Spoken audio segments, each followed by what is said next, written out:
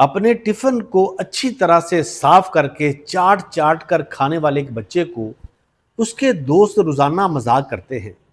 देखो देखो कितना भूखा है, कितना अजीब लड़का है, पूरा टिफिन चाट जाता है, एक दाना तक नहीं छोड़ता।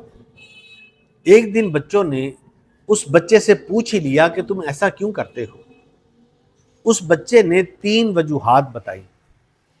उसने पहली वजह बताई कि मेरा बाप बड़ी मेहनत करता है, दिन देखता है ना रात देखता है, वो बड़ी मेहनत करता है और मेरे लिए ये खाना खरीद के लाता है। मैं उसका बड़ा एहतराम करता हूँ, मैं इसलिए सारा खाना खा जाता हूँ।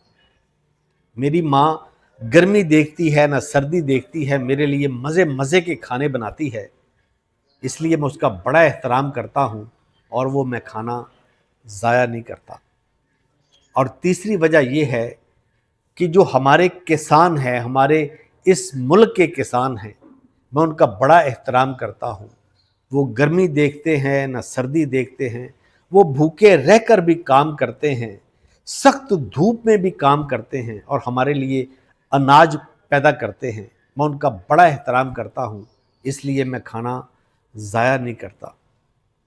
दोस्तों, प्लेट में खाना उतना डालें जितना हम खा सकते हैं। प्लेट में खाना छोड़ देना अमीरी की अलामत नहीं।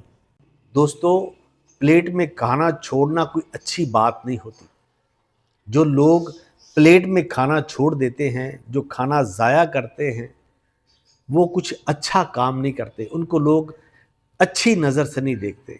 प्लेट में खाना उतना डालिए जितना आप खा सकते हैं।